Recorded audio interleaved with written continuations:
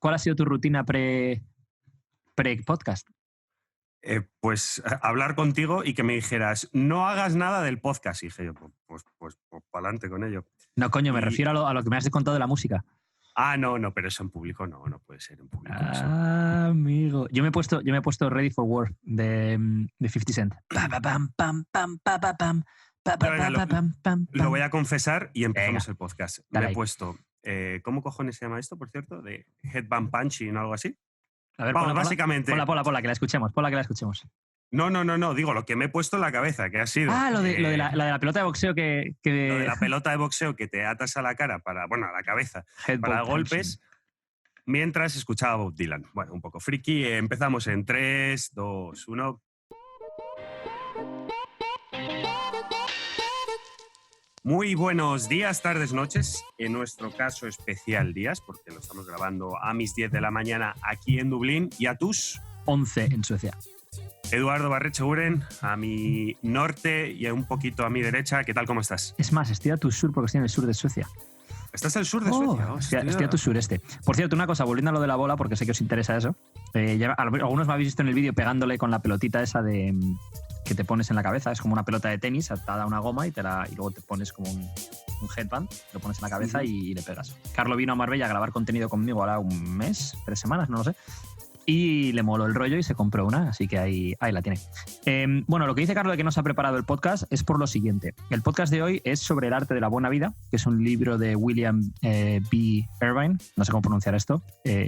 Por cierto, voy a hacer un apunte, o sea, se escribe William B. Irvine con V, pero el apunte que quiero hacer es, para aquellos que estáis aprendiendo cualquier idioma, ya sea inglés o cualquier otro, cuando no sepáis pronunciar algo no es algo de lo que estar avergonzados. Eso quiere decir que es una palabra que habéis aprendido leyéndola, lo cual dice bastante de vosotros. Así que tengáis eso en cuenta. Empezamos sin irnos por las ramas, si te das cuenta, ¿eh? Sí, ya sabes, como a mí me gusta. El arte de la buena vida, un camino hacia la alegría histórica. De los libros que he leído de estoicismo es mi preferido, sobre todo para gente que se está iniciando en el estoicismo. Y el motivo por el cual Carlos dice que no se ha preparado nada es porque Carlos no ha leído sobre estoicismo. Y yo le dije, oye, hacemos mañana un podcast sobre estoicismo. Y me ha dicho, tío, yo es que no he leído sobre esto. No sé qué. Y dije, pues mejor aún, porque entonces puedes dar tu perspectiva sin estar contaminado por haberlo leído. Es decir, podemos hablar de las cosas, puedo yo decirte lo que dicen los estoicos y tú puedes dar tu opinión sobre eso que dicen sin tú haber cambiado tu forma de pensar por haber leído previamente. Y sobre todo dice mucho que nosotros solo hablamos de lo que sabemos y si no sabemos lo decimos, que eso está bien y era una de las pequeñas introducciones que quería hacer con el tema del estoicismo porque, bueno, como ya sabéis, en las redes sociales de repente todo se pone de moda en algún punto y desde hace unos meses hasta aquí el estoicismo se ha puesto muy de moda en redes sociales y todo el mundo habla de estoicismo. No creo que todo el mundo haya leído todos los libros que se tienen que leer durante los años que hay que leerse. Edu, ¿desde cuándo conoces tú el estoicismo y por qué te metes en él? Será unos 3 años, yo creo, más o menos, a través de Tim Ferriss. Y a través de Tim Ferriss luego llegué a Ryan Holiday, leí los libros de Ryan Holiday, y a través de Ryan Holiday luego ya entré a leer sobre los estoicos en concreto. Yo creo que el punto, porque ayer le pasé a Carlos un guión de las cosas que quiero tratar. Tienes ahí el punto 2. El punto 2 es por el que podemos empezar, que resume el por qué yo empecé a leer sobre este tema también. Eso es, que es antes de hablar de estoicismo, antes de meternos dentro ya en el barro, hablemos de la filosofía. Vamos a hacernos las siguientes preguntas a nosotros mismos. ¿Cuál es tu filosofía de vida? ¿Qué principios rigen tu comportamiento? ¿Qué objetivos tienes en la vida? ¿Estás desperdiciando tu vida? Estas son, digamos, unas bases de pensamiento sobre las que se basa el estoicismo, ¿verdad? Digamos que son unas bases en las que se basa cualquier filosofía de vida, ¿no? Yo creo que el problema es que la mayoría de la gente no tiene una filosofía de vida. La mayoría de la gente es, en cierta medida, hedonista sin saberlo, es decir, buscan el placer y ese es el fin último de todas sus acciones. Entonces, el estoicismo te hace plantearte una serie de cosas y luego tiene una serie de técnicas para poder afrontar momentos complicados en la vida, porque la vida tiene momentos complicados para todos, y nos hace ser mucho más reflexivos sobre nuestra forma de actuar y de pensar. Porque cómo actúas lo ve la gente, pero cómo piensas solo lo ves tú. Entonces, el único que puede regir y juzgar tus pensamientos, que no todos van a ser buenos y nos pasa a todos, eres tú. Entonces, en esto vamos a entrar más a fondo en este podcast. Pero creo que es importante tener una filosofía de vida, sea la que sea. Le puedes poner una etiqueta y llamarla estoicismo si cumple con los valores del estoicismo, o le puedes llamar hedonismo si cumple con los valores del hedonismo, o le puedes llamar cualquiera de las otras, pues eso, puede ser seguir a Epicuro, puedes seguir a los cínicos, puedes seguir a mucha gente, ¿no?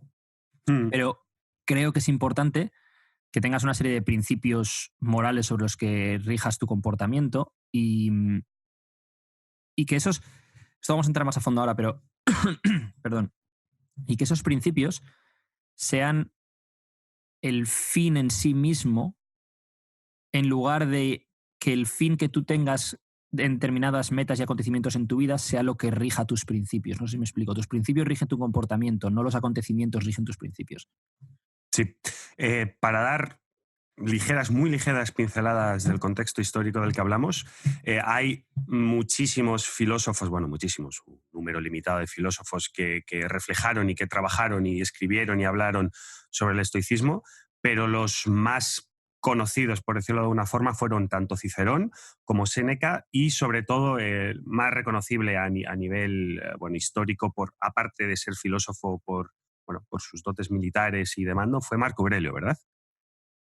Te has dejado a Epícteto, que es probablemente, si no el más Claro, sí, importante, uno de los más importantes. No quiero entrar a hablar sobre cuándo nace el estoicismo, que es Zenón, el que inicia el estoicismo, ni quiero entrar en por qué empiezan y demás. Podéis leeros un libro sobre eso, podéis ir a Wikipedia o lo que sea. Es decir, creo que nuestro trabajo aquí va a ser el de debatir la filosofía como tal, no contaros la historia sobre esto. Perfecto. Bueno, entonces seguimos ya a las técnicas psicológicas estoicas. Empezamos por la primera, que es visualización negativa y visualización proyectiva, que es básicamente qué es lo peor que puede pasar y si eso le hubiera pasado a otra persona.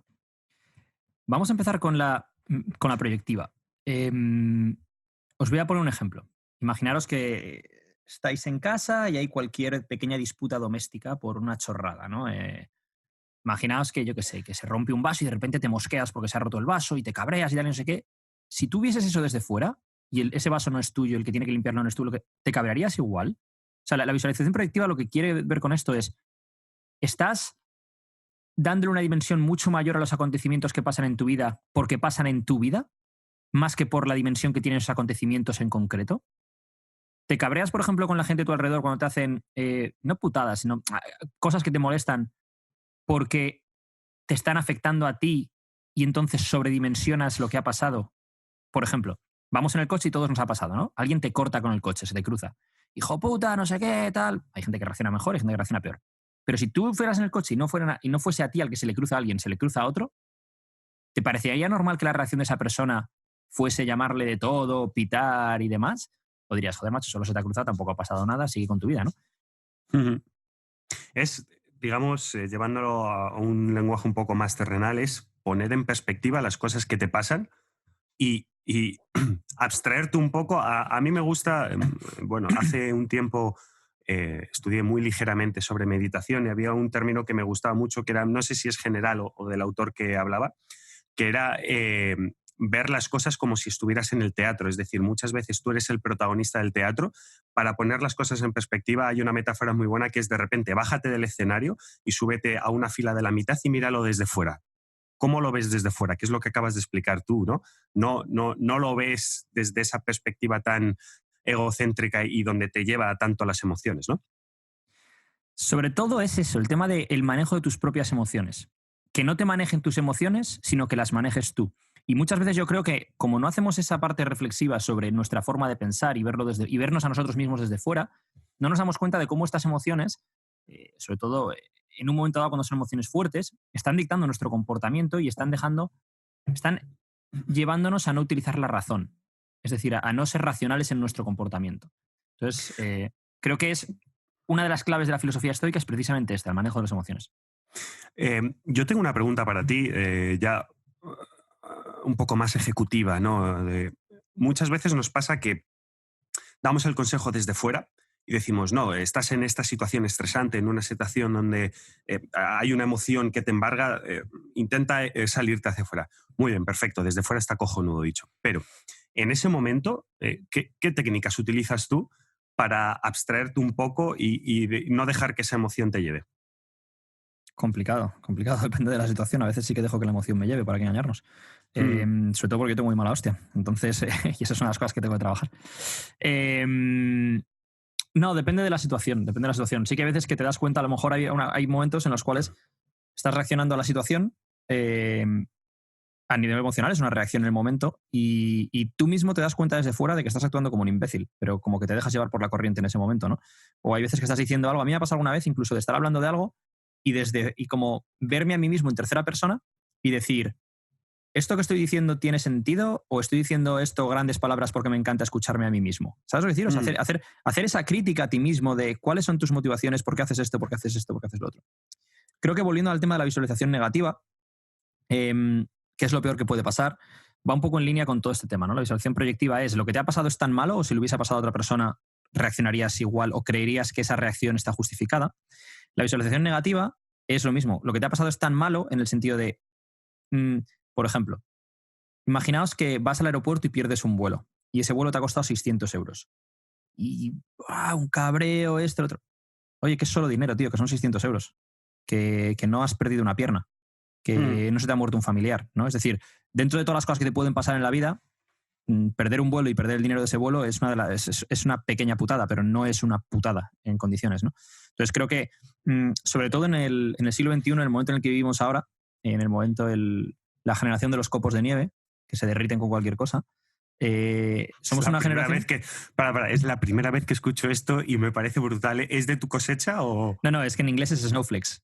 Y esa es la traducción del inglés. Sí. Entonces, claro, venimos de una generación en la cual, pues, nuestros abuelos han vivido guerras y toda la gente antes que ellos vivía en una situación social, cultural y de política, geopolítica mucho más complicada que la nuestra, ¿no? Entonces yo creo que hemos nacido y vivido entre algodones y entonces todo nos afecta sobremanera.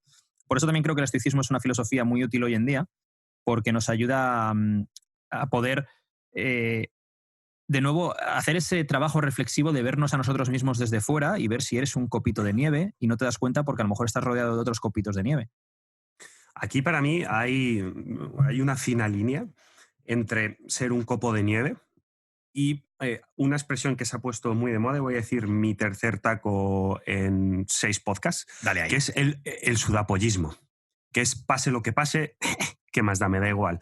Entonces, para mí es muy complicado, yo creo que poco a poco lo encuentro a nivel personal, encontrar esa fina línea para mí es aprender, ¿no? Que es aprender de, me ha pasado algo malo, no me lo llevo al pecho y joder, y me lleva a los diablos, tampoco me da exactamente igual, estoy en esa fina línea en la que aprendo de esa situación, ¿no? Para mí, encontrar esa fina línea es el principal problema. Y decidir si haces algo al respecto, ¿no? Ayer un amigo me mandó un meme muy bueno, ¿no? Un amigo mío británico bueno, el tema del Brexit le toca mucho las narices por varios motivos, ¿no? Entre otras porque él vive en España y le va a complicar la vida. Entonces me mandó un meme en el cual salía un padre con su hijo y típico padre de los años 50 sentado en un sofá y le llegaba el niño en plan, oye papá, ¿tú qué hiciste cuando con el Brexit retrocedimos 50 años? Y contesta el padre, puse unos memes muy graciosos con mis colegas en redes sociales. Entonces, claro, que no hiciste nada al respecto, ¿no? Entonces, bueno, volviendo al que tampoco me quiero ir por las ramas, que es muy mío esto, ¿qué es lo peor que puede pasar? Siempre digo esto, ¿no? Es si tienes salud, si tienes familia, si tienes amigos, si tienes libertad, es decir, hay muchas cosas que damos por sentadas hoy en día y que son cosas por las que nuestros antepasados lucharon muy duro para que socialmente ahora estemos en el punto en el que estamos. Y sin embargo ahora nos quejamos de cualquier cosa, ¿no? Desde se sienta un tío en el metro con... me estoy metiendo en camisas 11 varas y lo veo venir. Se sienta un tío en el metro con las piernas abiertas y lo llamamos micromachismo. Y eso es algo que te ofende. O sea, ¿qué pasa? Que tiene que cruzar el tío las piernas porque si no te ofende, porque te está enseñando los huevos, porque tenga las piernas abiertas. O sea, son cosas que de hecho yo, que he nacido en el 85, en los 90, esto ni se contempla. O sea, había cosas... Ha habido avances en cuanto a la tolerancia y al respeto, muchos avances, desde que yo era un niño hasta ahora, en los últimos 20 años, pero también ha habido un retroceso en cuanto a que todo nos molesta, que todo nos afecta, que queremos vivir en una burbuja en la cual no pase nada malo y que además parece que vivimos una generación en la cual, y no me quiero salir del tema del estoicismo y ahora volvemos a entrar, pero bueno, para eso están estos podcasts también, para desviarnos de vez en cuando. Vivimos una generación en la cual, y dime a ver qué te parece esto, Carlos, a ver si estás de acuerdo o no, parece que mi derecho a indignarme sobre lo que tú haces es superior a tu derecho a hacer lo que quieras hacer. Yo creo, o sea, entiendo ese punto de vista y muchas veces lo comparto, pero yo creo que el problema es que eso siempre ha estado ahí. La diferencia es que ahora la puedes exponer en un sitio público donde la gente lo lee. Es decir, yo estoy seguro que la generación de nuestros padres probablemente no se acuerden porque simplemente eran comentarios al aire, ¿no? Pero el problema es que ahora está Twitter, ahora está Instagram, ahora está Facebook, ahora están los blogs, los medios, los foros, donde pues tú puedes opinar y decir lo que quieras sin ningún tipo de control. Entonces, el problema es que probablemente ahora se hace más porque es una especie de retroalimentación brutal. Eso, ¿no? es una cámara del eco, ¿no? También. Muchas veces tú vas a ir a leer, la gente está de acuerdo contigo y vas a que soporten tus ideas y tu forma de pensar. Y no solo eso, sino la búsqueda de la atención, ¿no? Yo, por ejemplo, cuando Exacto. la gente... Yo hay cosas que no entenderé jamás, ¿no? O sea, entrar en un debate intelectual en Twitter lo puedo entender. Ahora, ir a un vídeo de YouTube de alguien y hacerle un comentario de hater o en el Instagram de alguien de forma gratuita es algo que nunca entenderé. Es en plan, si no te gusta lo que estás haciendo ahí, vete a lo siguiente. O sea, a no ser que es algo que realmente sea ofensivo, o sea, sigue con tu vida. ¿Qué necesidad tienes? Eso es por atención pura y dura. Sí, sí. Yo aquí, y yo creo que meto esta cuña y si no quieres comentar nada pasamos al siguiente, encaja muy bien, aunque se va temporalmente un poco, la película y el libro del Club de la Lucha. Que malentendido Brutal libro y brutal película. Malentendido por muchísima gente, es decir, la gente creía que Fincher y el escritor, que es que no sé cómo cojones se pronuncia nunca, Palanak, no sé cómo se pronuncia, creían que llamaban a la movilización extremista y de violencia para nada. Hay que hacer muchas lecturas de esa película, Muchas. pero nos pone dentro de un contexto en el que estamos en una generación y venimos de unas generaciones pasadas en las que no hay un objetivo vital, no hay un gran malo por delante, no hay un mal sobre el que luchar, no hay nada, es ponerte frente al espejo y decir quién soy y cómo soy feliz. Ahí te encuentras con dos vertientes, el hedonismo y el nihilismo. Es decir, la gente que toda su vida orienta a la búsqueda del placer y la gente que eso es el hedonismo, y la gente que no encuentra un significado a su vida, la vida no sirve para nada, o sea, no valoro mi vida ni el tiempo que tengo en este planeta, y eso es el nihilismo. Y eso nos da... vamos a pasar al siguiente tema porque es que esto nos da... Sí, eso es 4 o 5 podcasts. Si os gusta, comentad en donde sea que estéis escuchando esto, ya sea YouTube, iVoox, iTunes o lo que sea, y dejarnos un comentario y podemos hablar de este tema mucho más a fondo otros días, porque hoy no tenemos 3 horas para podcast y esto si no daría para un podcast de 3 horas. Pasamos al siguiente tema de lo que nos trata, que es el estoicismo, y hablamos de la dicotomía del control. ¿Qué es exactamente esto? Voy a mencionar varios puntos para que tú y yo podamos debatirlos, ¿vale? El primer punto de la dicotomía del control es que... Vale, voy a explicar lo que es la dicotomía del control. La dicotomía del control consiste en que tú hay cosas que puedes controlar en tu vida y cosas que no puedes controlar en tu vida. Entonces, céntrate en aquellas que puedes controlar. Y es más, dentro de la dicotomía del control podríamos crear una tricotomía del control. Que, por cierto, nada de esto son ideas mías, ¿vale? Estamos discutiendo ideas del estoicismo.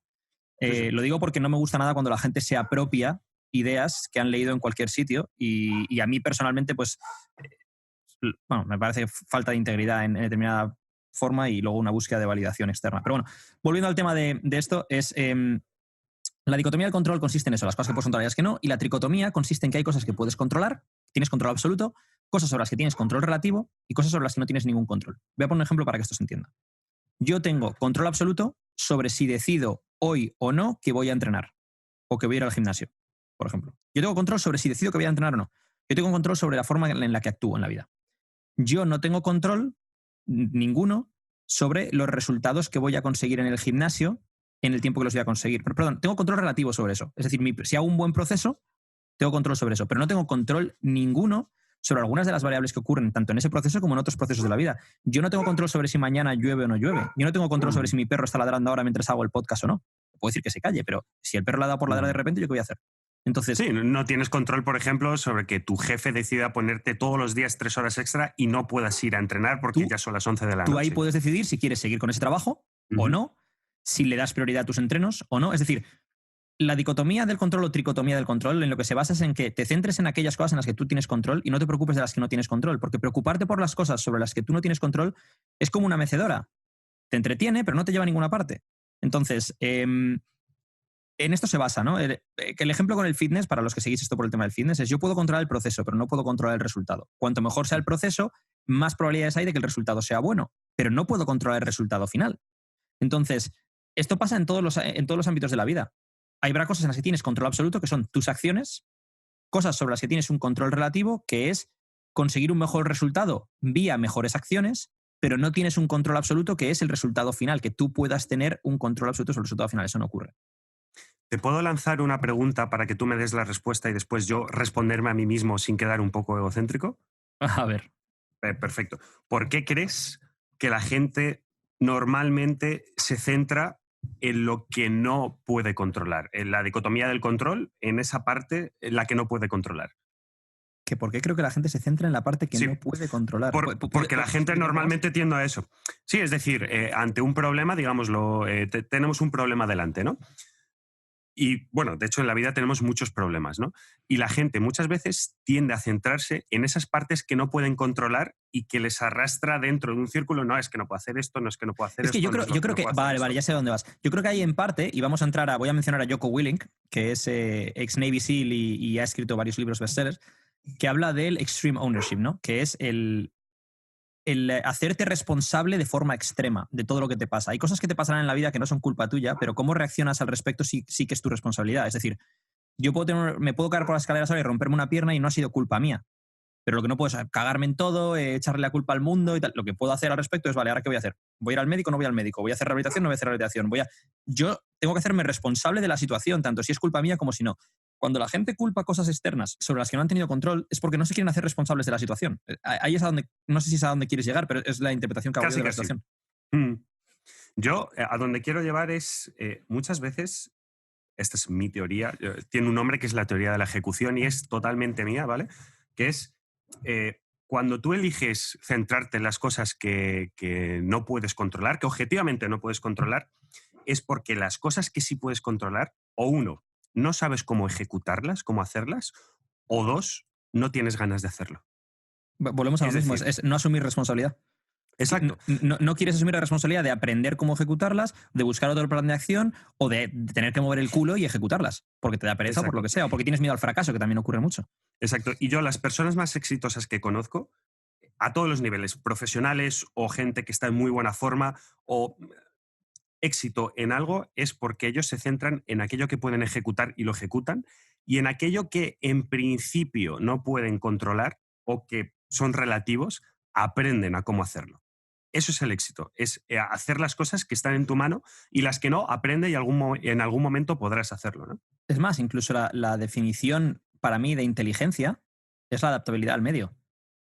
Eh, Cómo de bien te adaptas a las distintas situaciones que te plantea la vida. Y cuando lo piensas incluso desde un punto de vista económico, la gente que cobra más dinero normalmente es la gente que o bien son activos muy escasos, véase un Cristiano Ujú. Ronaldo, o bien son capaces de resolver problemas muy complejos. Es decir, cuando tú trabajas en un trabajo que no requiere que seas capaz de resolver problemas complejos, es un trabajo que puede hacer cualquiera. Y como es un trabajo que puede hacer cualquiera, es un trabajo por el que no pagas mucho. Cuando Ujú. es un trabajo que requiere resolver problemas muy complejos, es un trabajo que requiere un alto grado de especialización y de talento. Entonces, esa gente son activos más escasos y normalmente pues, reciben más dinero por lo que hacen. Seguimos con el tema de la dicotomía del control. Los puntos que quería tratar. Realismo y autoconocimiento. Ujú. La clave con la dicotomía del control está en que seas realista, no pesimista u optimista, realista sobre la situación y tengas un cierto grado de autoconocimiento para que te des cuenta de varias cosas. Lo primero, si realmente eres capaz de hacer esto o lo otro o no. Lo segundo, de qué es de lo que eres capaz de hacer o no. Y lo tercero, te des cuenta de si si estás sesgado en tu forma de pensar por alguna serie de motivos, ¿no? Es decir, creo que no soy capaz de hacer esto, ¿vale?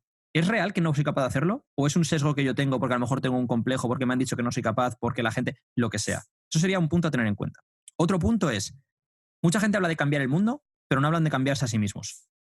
La Ujú. dicotomía de control es precisamente esto. Tú no puedes cambiar el mundo, no tienes control sobre eso, pero sí tienes control sobre cambiarte a ti mismo. Y cuanto más gente, cuanto más de nosotros nos cambiemos a nosotros mismos, más probable es que el mundo cambie. Entonces, céntrate en lo que tú tienes control, cámbiate a ti mismo. Punto número Aquí, 3. Bueno, perdón, sí, continúa. punto número 3. Déjame que acabe con todos Sí, sí, sí, y dale, opinas, dale. ¿vale? Apúntate lo que quieras respecto a lo que quieras decir de cada uno. Punto número 3. No es más feliz quien más tiene, sino quien menos necesita. Esto me lo ha dicho mi padre toda la vida. ¿Por qué? Porque tú tienes control sobre lo que tú necesitas, pero no tienes control sobre lo que vas a llegar a tener, porque eso va a tener factores externos involucrados. Entonces, céntrate en limitar tus necesidades y de esto hablaremos un poco más adelante. Punto número 4. El proceso importa más que el resultado. porque tú no tienes control sobre el resultado, así que céntrate en el proceso, que es en lo que tú sí tienes control. El ejemplo que hemos puesto, por ejemplo, de ir a entrenar. Yo puedo decidir cómo entreno, puedo decidir cómo como.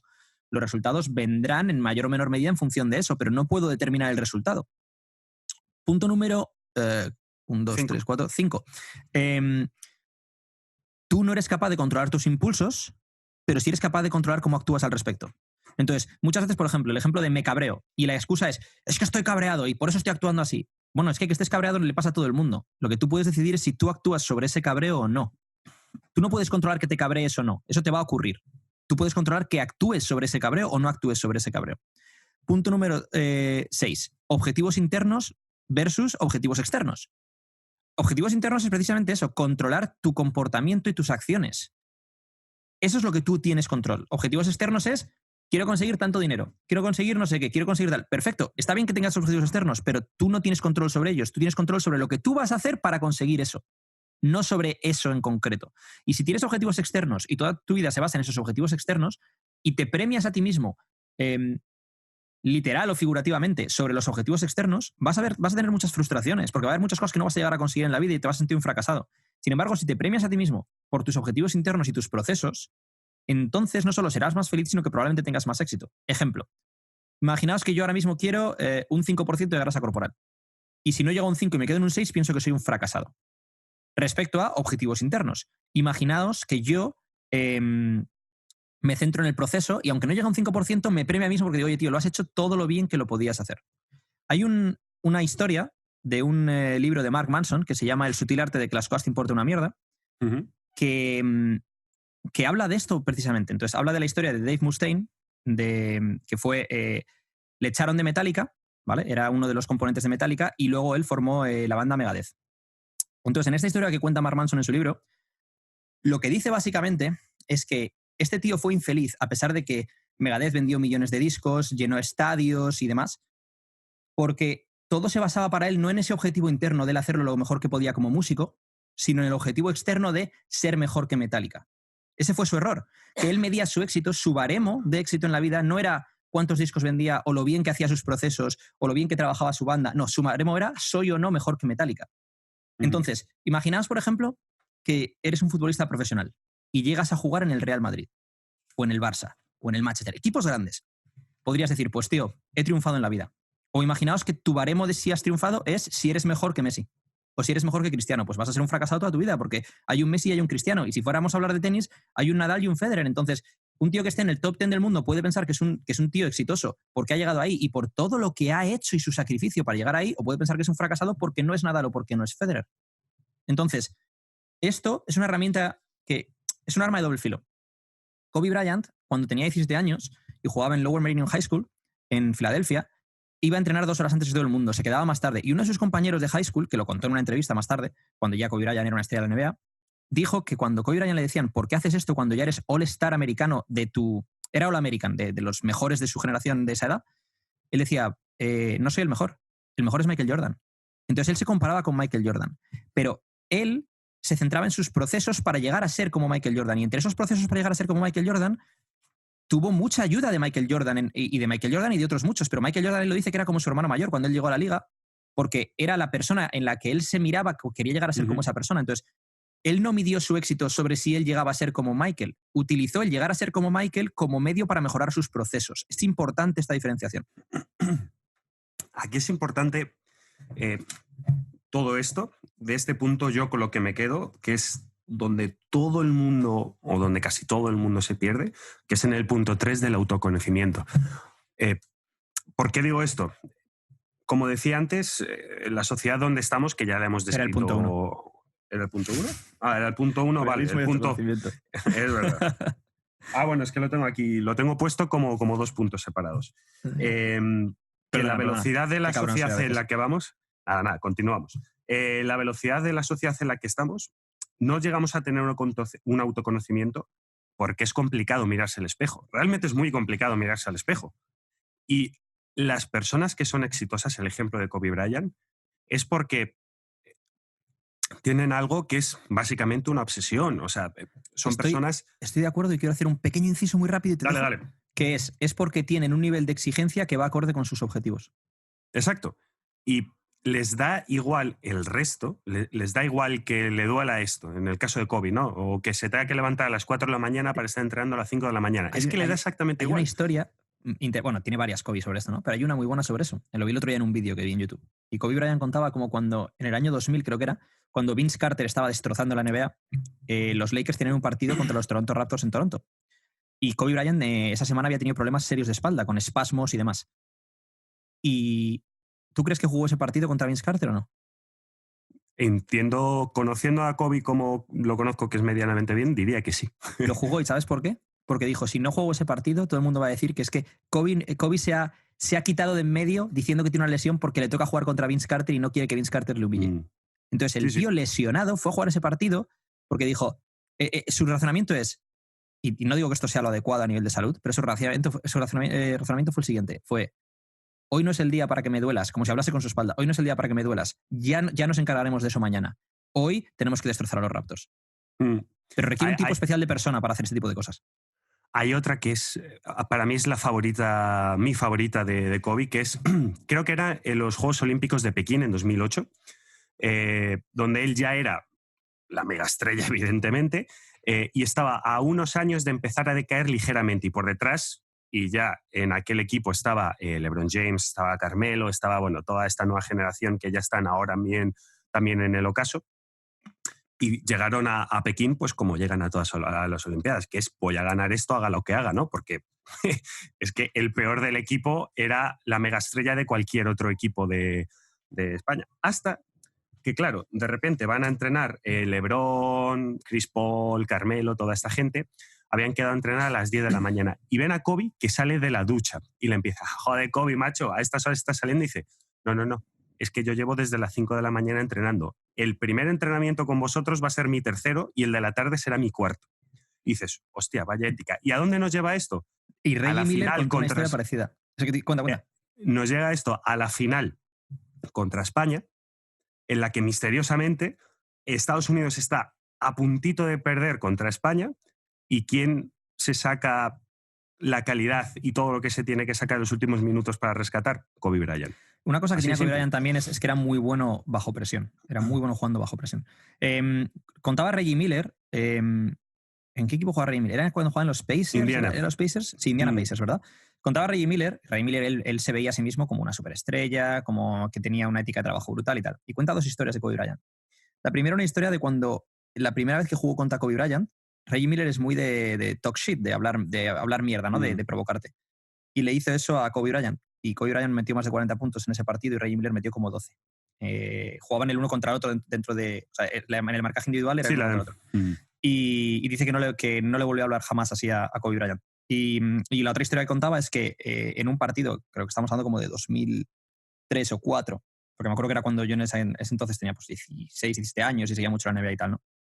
Y en una entrevista que le hicieron a Reggie Miller contaba cómo en un partido de los Lakers contra los Pacers, en casa de los Pacers, en Indiana, Reggie Miller llegó a entrenar antes del partido. O sea, tenía el partido a las 8, por ejemplo, y Reggie Miller se planta en el estadio a las 6 para entrenar y tirar tiros antes del partido. Y se encuentra con Kobe Bryant sudando a mares, que debía no saber cuánto tiempo llevaría ya allí. Dice que simplemente el ver eso, ese día él no pudo rendir bien en el partido porque se dio cuenta. O sea, Kobe Bryant le quitó toda la motivación para ese día. Porque él se veía a sí mismo como un espartano, un guerrero. Voy, entreno antes de un partido, llego 2 horas. Y de repente se encuentra con Kobe Bryant, que debía llevar ahí 2 horas sudando como un cerdo. Y dijo, o sea, este tío está a otro nivel. Pero claro, ¿por qué Kobe Bryant estaba a otro nivel? Por el nivel de autoexigencia que se ponía a sí mismo. Sí. Es de los ejemplos deportivos, incluso por encima de Michael Jordan, está Kobe Bryant. A nivel de exigencia mental, probablemente sea el mayor exponente de exigencia mental de la NBA y probablemente de todos los deportes. Y para terminar con esto, y ya pasamos al siguiente punto, contaban una historia, la contaba su entrenador. ¿Cuál es su nombre? Phil Jackson, que fue entrenador de Jordan en los Bulls y de Kobe en los Lakers. Cuando estaba con Kobe en los Lakers, y Kobe era joven todavía, y creo que eran Kobe y Shaq, y empezaba a haber problemas de egos en el vestuario y tal, ¿no? Y entonces trajo Phil Jackson a Michael, le pidió que viniera un día al vestuario para hablar con Kobe, un poco para que le sirviese eso, de hermano mayor, en plan, yo he pasado por lo que estás pasando tú, por esa presión, por ser All-Star, por lo que la gente espera y tal.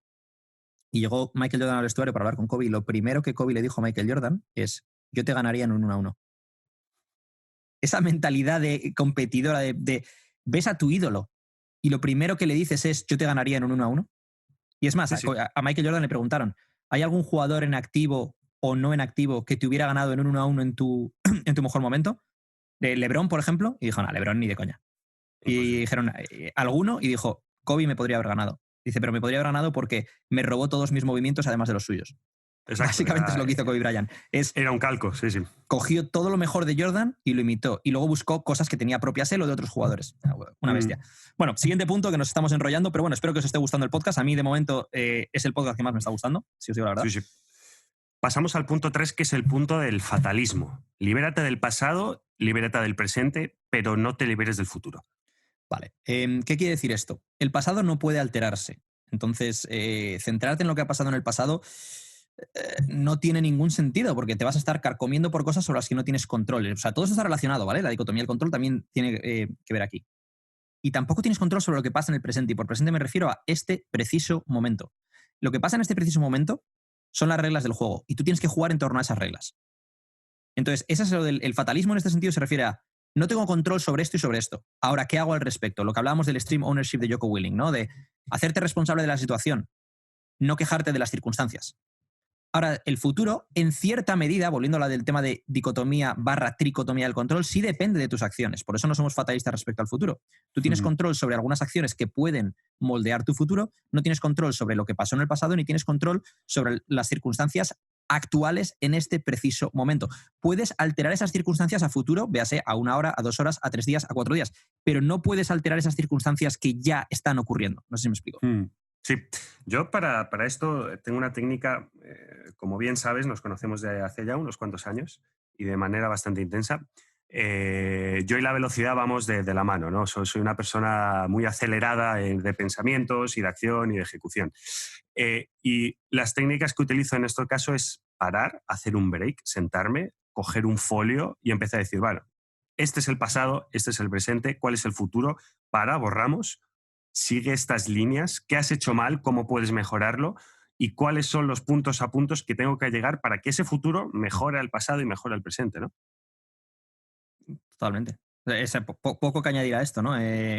Hacer un examen de las cosas que has hecho mal para conseguir cambiarlas y a partir de ahí poder progresar. Uno de los temas que te quiero tratar con el fatalismo es el siguiente. Procura que tus deseos se adapten a los acontecimientos, en lugar de pretender que los acontecimientos se conformen a tus deseos. Es decir, desarrollame. Si tú estás en una situación, lo que hablábamos de la responsabilidad extrema, ¿no? Si tú estás en una situación en la cual la situación es la que sea y tú estás lloriqueando o quejándote porque la situación no es la que tú querías, no vas a llegar a ningún punto. Lo que tú puedes hacer es modificar esos deseos. Por ejemplo, imagínate que yo quiero un Ferrari y lloro porque no tengo un Ferrari y mi vecino tiene un Ferrari. Es que eso no me va a servir de nada. Yo lo que puedo hacer es cambiar mis deseos. Vale, no quieras un Ferrari, baja un poco el nivel. Un BMW a lo mejor es más accesible. Volvemos al punto de no es más feliz el que más tiene, sino el que menos necesita. Modifica tus necesidades en base a los acontecimientos y circunstancias en los que vives. Porque si no, tu felicidad va a ser efímera cuando esté ahí o no va a estar ahí. Entonces, ¿quiere decir esto que bajes los estándares de tus niveles de objetivos y de autoexigencia? No, para nada. Pero tus necesidades deberían de adaptarse a lo que tú puedes conseguir ahora mismo en el medio. Y es más, luego vamos a hablar de cómo siempre mantener tus necesidades bajas independientemente de que puedas tener todas las comodidades del mundo. ¿Sabes el problema de esto? Bueno, el problema, por llamarlo de alguna forma. Que todo esto se puede tomar como, bueno, pues ya está, pues lo hago de esta forma. Tenemos que poner un poquito de contexto, no, nosotros no, que lo estamos haciendo, pero la gente tiene, claro, que tiene que poner contexto a, con lo que acabamos de hablar del fatalismo, no es que rebajes tus metas, no es que las rebajes, es que tienes que seguir con esas metas y tienes que trazar un plan para llegarlas con el contexto en el que estás. Punto. ¿Te acuerdas del vídeo ese que hiciste cuando estábamos, lo hicimos en Tailandia, estaba yo hablando en Tailandia de esto, del otro y tal y cual, hablando del viaje y de dar el primer paso? Y cuando hiciste ese vídeo pusiste el ejemplo de, cuando lo montaste el vídeo, pusiste a LeBron James ganando el anillo en 2016, sí. ¿No? Y el ejemplo era, no tienes que hacer lo que hace LeBron ahora para estar ahí, tienes que hacer lo que hizo LeBron cuando tenía 12 años para llegar a ser LeBron. Es decir, si tu punto en el camino, o sea, no compares tu punto actual en el camino con alguien que ya ha llegado al éxito. Mira a ver qué hizo esa persona cuando estaba en tu punto para llegar al éxito. Siempre en base al autoconocimiento. Yo no podría llegar a ser LeBron por mucho que quisiera. No tengo esas capacidades atléticas, ni estatura, ni otra serie de cosas, ¿no? Pero lo mismo aplicaría con por ejemplo, el tema de los emprendedores y tal. No te compares con alguien que ya es multimillonario y lo que hace esa persona a día de hoy siendo multimillonario. Compárate en lo que hizo esa persona cuando vivía en un garaje, cuando su oficina era un garaje y a lo mejor vivía en un saco de dormir porque tenía que hacer una serie de sacrificios para llegar a ser la persona que es hoy en día. Exacto. Sí. Pasamos, yo creo, al punto 4, que es muy interesante y este sí que no tengo... Este quiero que lo leas acercándote al micrófono y con voz Sí. así de... Vale, perfecto. Pero es que además es que no sé por dónde va a ir. Entonces es...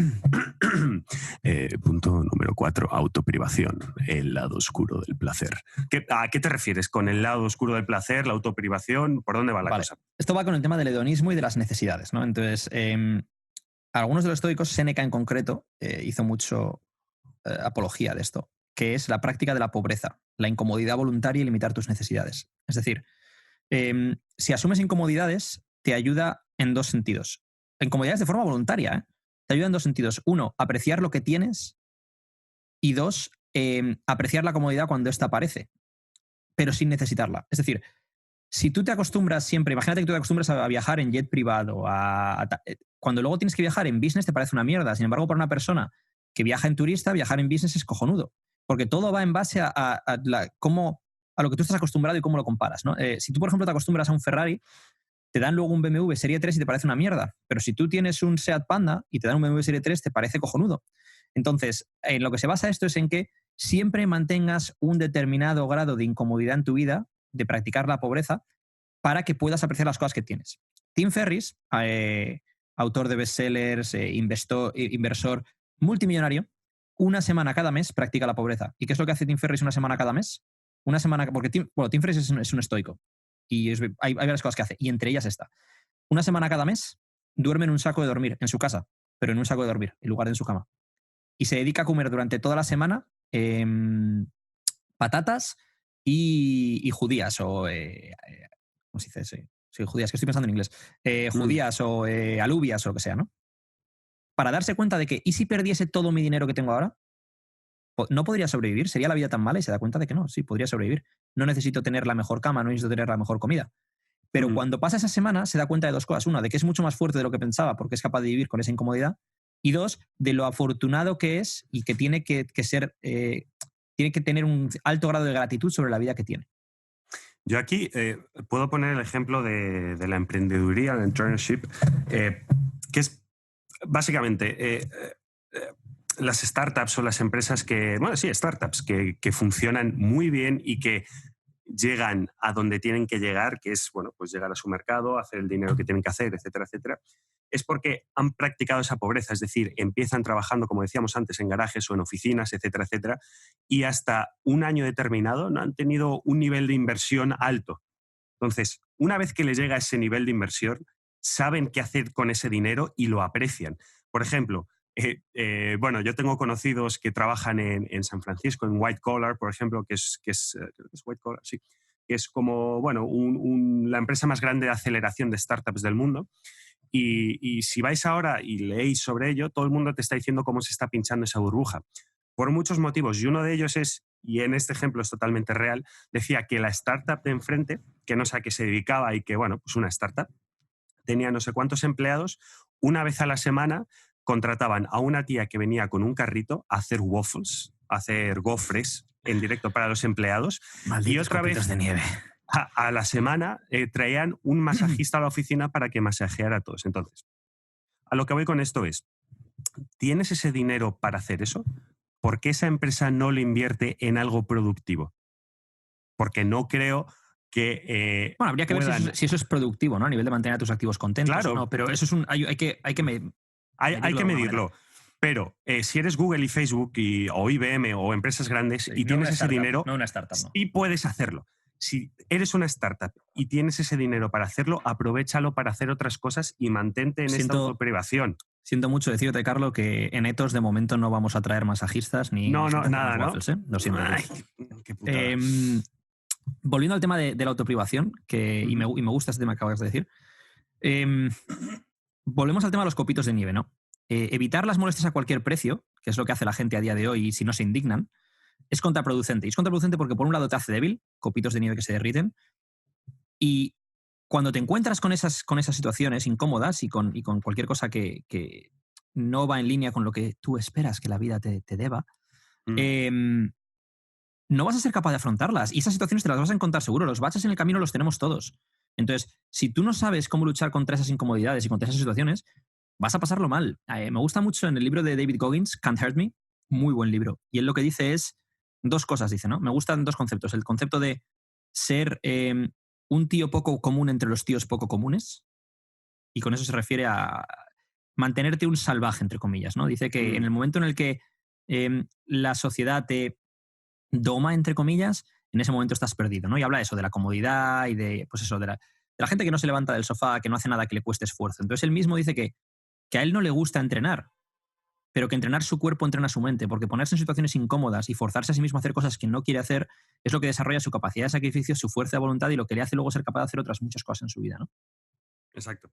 Aquí es que voy a hacer un inciso.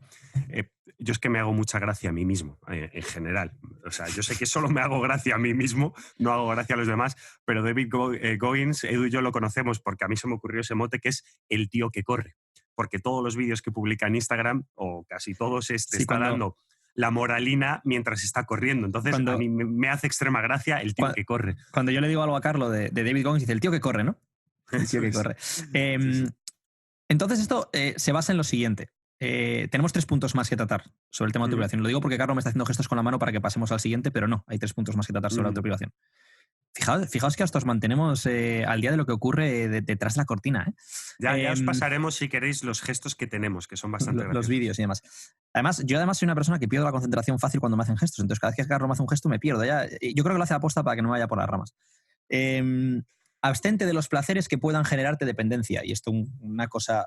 esto, bueno, es muy obvio con el tema del alcohol, las drogas y demás, ¿no? El sexo incluso. Entonces, el tema aquí es la parte del autoconocimiento que hemos hablado antes. Es decir, ¿eres una persona que tiene tendencia a ser adicto a determinadas cosas que te generan placer? Sea alcohol, sea fumar, sea drogas, sea sexo, sea lo que sea, o no.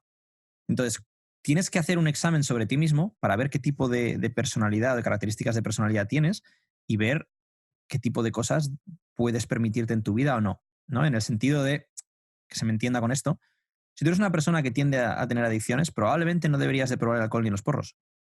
Si tú eres una persona que no tiene ese problema, a lo mejor te puedes permitir en determinada medida, dentro de que sea legal, mantengámoslo así, hacer una serie de cosas sabiendo que tú mantienes el control, pero tienes que ser muy sincero contigo mismo sobre si realmente mantienes el control o no. Dentro de esto mismo es practica el autocontrol, que ni los placeres ni los dolores nublen tu juicio. Es decir, que ni cuando tienes los mayores placeres del mundo eres el puto amo, ni cuando tienes la situación más jodida del mundo eres el peor. Que mantengas un halo de racionalidad y seas capaz de evaluar las situaciones por lo que son. Volvemos al primer punto, porque todo esto está interrelacionado. El primer punto que tratamos al principio era la visualización proyectiva. Exacto. Ejemplo, cuando ves a un deportista famoso que de repente se empieza a comportar como un imbécil.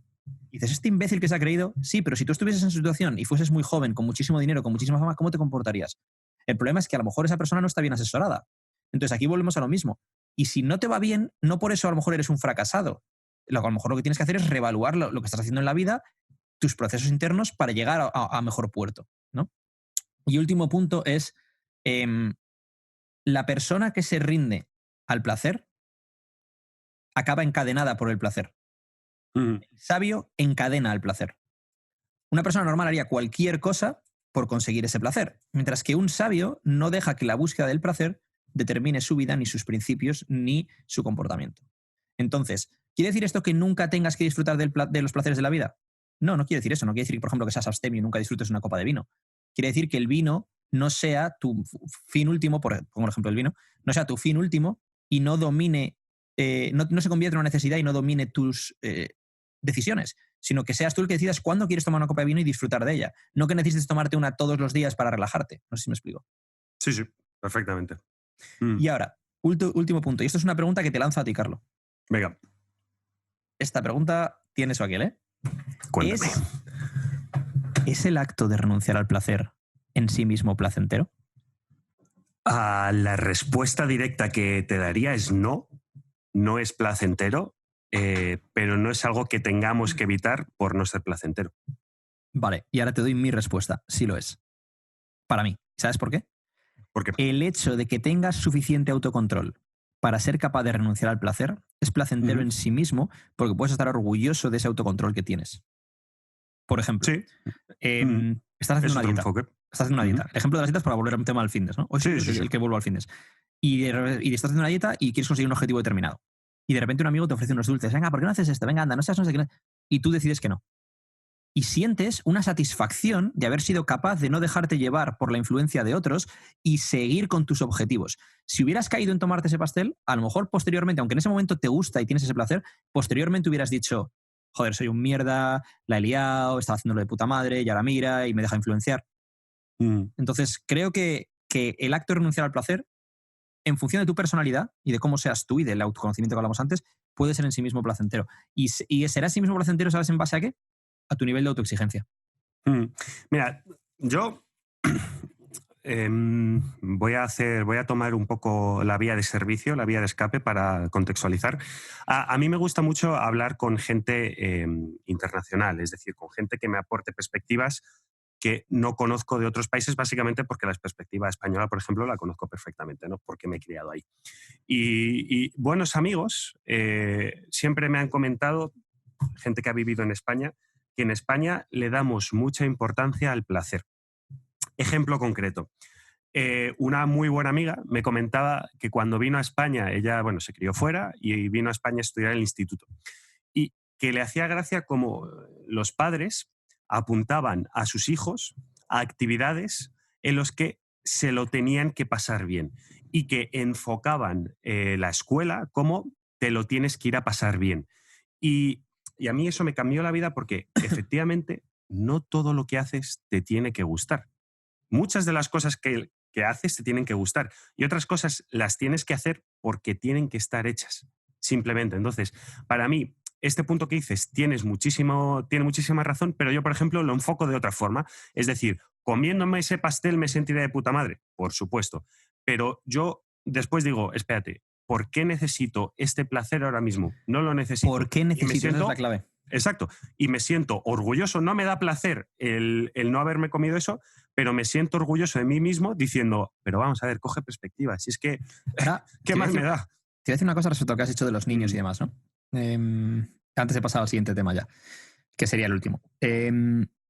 Cuando todo el mundo en la vida, los adultos también, pero sobre todo los niños, las actividades que les gustan son aquellas en las que son buenos. Si tú no eres bueno jugando al fútbol, no te gusta el fútbol, pero si eres bueno jugando al ping-pong, te gusta el ping-pong. Entonces, aquí hay dos lecturas sobre esto. La primera lectura es, ¿cómo sabes lo que te gusta si todavía no has probado suficientes cosas ni has dejado que pase suficiente tiempo para que te conviertas bueno en suficientes cosas como para decidir cuál de ellas te gusta más? Punto número 2. El proceso de convertirte bueno en algo sin serlo de base tiene muchas más lecciones que si empiezas siendo bueno de base. ¿Por qué? Exacto. Porque vas a tener que aprender sacrificio, vas a tener que aprender a superar tus complejos, vas a tener que aprender a ponerte en situaciones incómodas, vas a tener que aprender a depender de un equipo, de otra gente que te puede ayudar a mejorar. Todo eso son lecciones que puedes utilizar en tu vida luego cuando eres un adulto. Ya, ¿sabes a mí lo que me flipa? Y esto ya es total y absolutamente personal. No me gusta hacer deportes que sé que se me van a dar bien. Y probablemente haya hecho a nivel... No. Por ejemplo, yo hice taekwondo muchos años, después me metí en Muay Thai y me di cuenta de que se me da muy bien, evidentemente, porque tengo con un background. Desde entonces, desde, yo qué sé, los 23, no he vuelto a hacer un deporte de contacto. ¿Qué he hecho? Baloncesto, que no había hecho en mi vida, que me flipaba, pero objetivamente no iba a ser bueno en ello porque no tenía ninguna base. Y ahora, por ejemplo, me acabo de apuntar a tenis, que no he jugado prácticamente en mi vida, sabiendo que voy a ser un paquete hasta cierto punto, pero me encanta esa situación de empiezo de cero y tengo que agrandar. Y a mí eso es que me flipa, tanto a nivel de deporte como a nivel profesional, es algo que me encanta. Voy a hacer un apunte a algo que ha dicho Carlos ahora, y es, yo hice taekwondo 12 años, de los 3 a los 15, ¿vale? Tampoco hemos hablado de esto, ni Carlos ni yo nos conocemos por nada que ver con el taekwondo, porque él era muy bueno y yo no. Entonces tampoco llegamos nunca a coincidir en ningún evento. Yo no llegué a competir ni nada por el estilo. Es más, ni siquiera me gustaba hacer taekwondo, o sea, es un tema punto aparte. Dejé el taekwondo a los, no sé si fue 14 o 15 años, no me acuerdo, de los 3 a los 14 o 15. Y empecé a hacer kickboxing cuando tenía 18. Hice kickboxing unos meses. Lo dejé porque me rompí el codo, nada que ver con el kickboxing, me lo rompí con una caída y cuando volví al deporte de contacto volví al boxeo. ¿Y por qué el boxeo? Porque en kickboxing, como sabía manejar muy bien las distancias con las piernas y tenía más habilidad con las piernas que la gente con la que entrenaba, era capaz de no aprender a utilizar el tren superior adecuadamente porque yo manejaba la distancia. Entonces, cuando luego quise volver, decidí que iba a hacer boxeo. ¿Por qué? Porque no era bueno con las manos, porque no había necesitado serlo. Entonces, Exacto. pensaba que era más útil a nivel de defensa personal aprender a manejar mis manos, por un tema también de, normalmente en la calle rara vez vas a pegar una patada porque es más posible que te tiren al suelo, bueno, una serie de cosas, ¿no? Aunque, bueno, con un low kick sí puede. No quiero entrar tampoco a hablar de esto. Ya haremos un podcast sobre deportes de contacto, MMA y tal, que me gusta mucho el tema. Los charcos los ves y saltas, claro, es alucinante. Esta vez lo he saltado en lugar de meterme, porque si no estamos aquí hasta mañana, ¿eh? Pero fue por eso, porque me di cuenta de que cuál era mi punto débil y que tenía que aprenderlo. Y el proceso de aprendizaje en sí mismo y de volverte bueno en algo es un proceso muy reconfortante, es un proceso muy satisfactorio.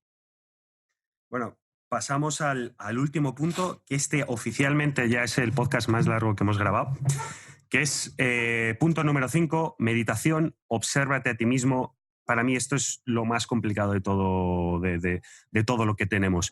El ponerte enfrente de un espejo y mirarte a ti mismo y decir, vale, ¿por dónde puedo mejorar? ¿Qué es lo que está pasando? Ponerte delante de un espejo siempre, siempre, siempre es lo más complicado. Obsérvate a ti mismo. Observa cómo piensas, observa cómo actúas, observa por qué haces lo que haces y dices lo que dices. ¿Qué quiere decir esto? ¿Piensas como piensas por una serie de prejuicios? Hay una serie de condicionantes sociales, por dónde creciste, por cómo era tu familia, por el nivel socioeconómico en el que estabas, por el país en el que has nacido y demás. ¿O estás siendo racional respecto a eso? ¿Por qué actúas como actúas? ¿Actúas como actúas porque tienes algo que demostrar? ¿Tienes algo que demostrarte a ti mismo? ¿Algo que demostrarle a tu entorno? ¿Algo que demostrarle a tu padre? ¿Algo que demostrarle a tu madre?